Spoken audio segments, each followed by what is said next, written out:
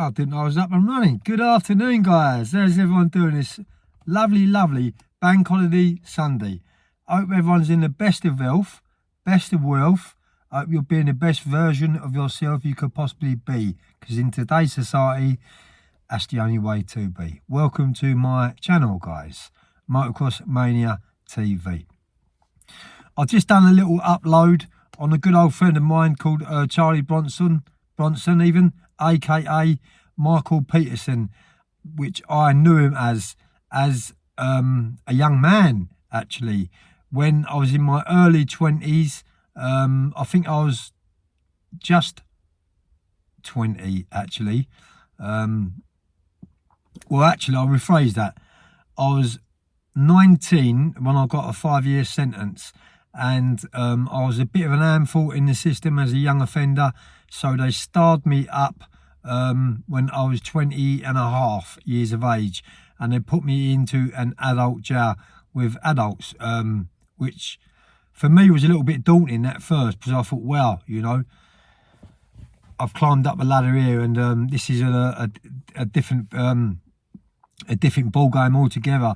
But after I settled in after a few days, you know, I was so lucky. I was so glad that they did star me up, because in them young offenders jails, I didn't stop fighting, you know, and there's some bad attacks in there too.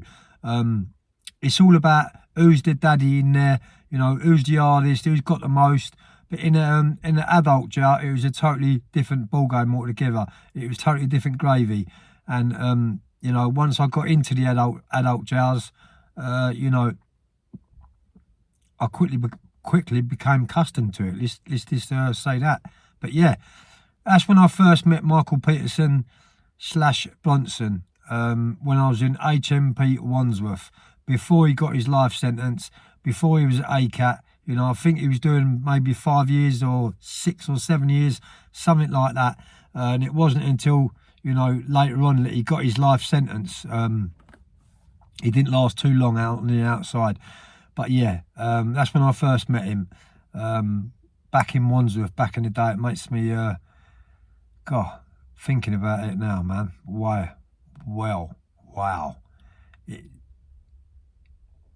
It feels like it was a lifetime ago. It really does.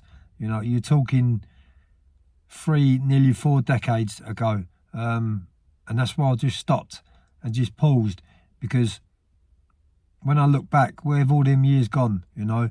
And before you know it, you're in your late 50s, your 60s, knocking on. So this is what I always put on my channel, you know. You need to really enjoy life while you're here, because once you're gone forever. And I've lost many along the way to different reasons. Sorry, I'm stuttering a little bit. I'm trying to get my words out a bit too quick. Trying to run before I can walk, so they say. But yeah, as I said in my last video, I spoke to Richard Booth, because I've been obviously just had a nice braising steak stew, what I've been in the slow cooker all day.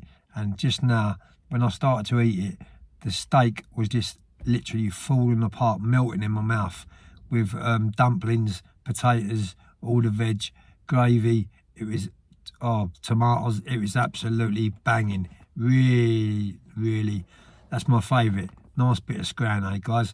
But yeah, back in the day, coming back on the story, in Wandsworth, back in them days, all we had in the cell was a bunk bed, which was bolted down to the floor.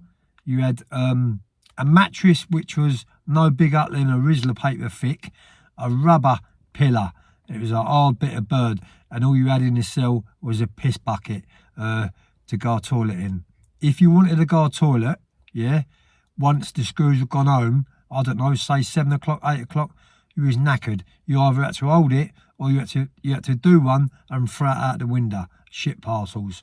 And there was a job, actually, a wing cleaner's job in there in Wandsworth when I was in there, and the audacity of the screws, they asked me if I wanted to become a wing cleaner, picking shit parcels up. I laughed in their face and said, "You've got to be joking, ain't you?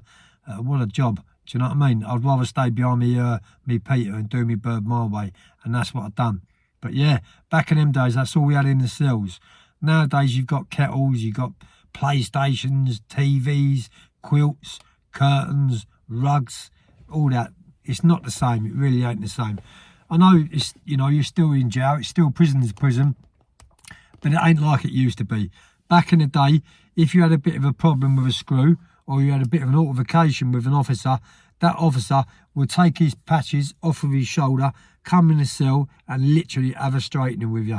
And I've lost count on how many straighteners I've had with screws. And I'll tell you something now, I respected them for it. I really did, because they had the minerals, they had the balls to actually come in and have a fight with you.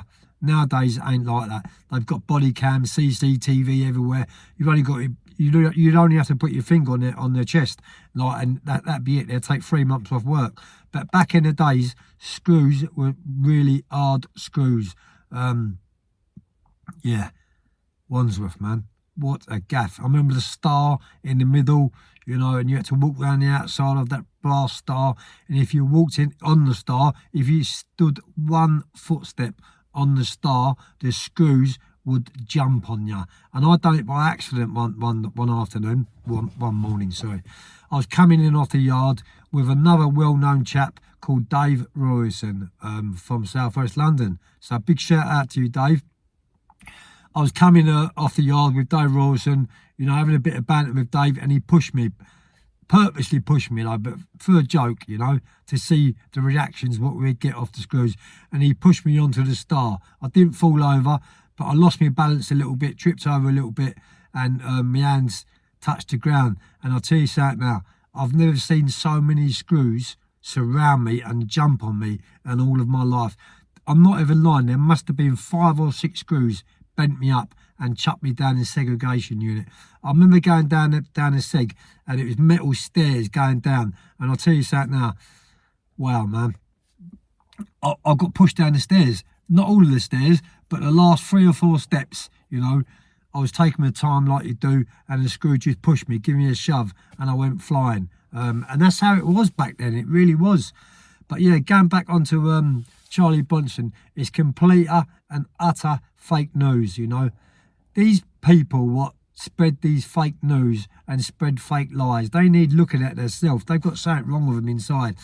What they will say is, well, I heard it from someone else. They heard it from someone else. Basically, it's just clickbaiting people's names. And that's what I'm not all about. I really ain't all about that. When I see a few, I was just sitting down after dinner, as you do, watching a bit of TV, and something come up on the on YouTube about Charlie Bronson. So obviously, because I know him very well, I clicked on it, and straight away it said he was found unresponsive. He was in his cell. He was collapsed.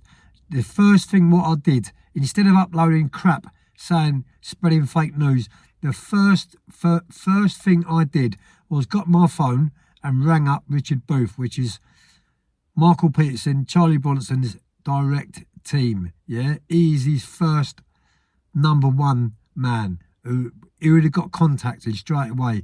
If there's anything wrong with Bronson, he would have got contacted straight away, because if he didn't, you know, you're talking about suing. You know, they could have been sued for it by not telling his direct team, just in case it was true and Bronson took a turn for the worse and no one on the outside get told. So the first thing I'd done was I phoned Richard Booth up and I said, is it true? And he said, what? I said about Charlie Bronson, he's, you know, there's a lot of stuff on YouTube about he's not well, he's been taken to outside hospital. Do you know the first thing he said to me? Whoever's putting that about are fake, they're plastic gangsters, they're wannabes, and I couldn't agree with him more. I really couldn't agree with him more. But I'm going to get this one uploaded, guys, and I'll be back at you in a little bit. Peace. Have a good day.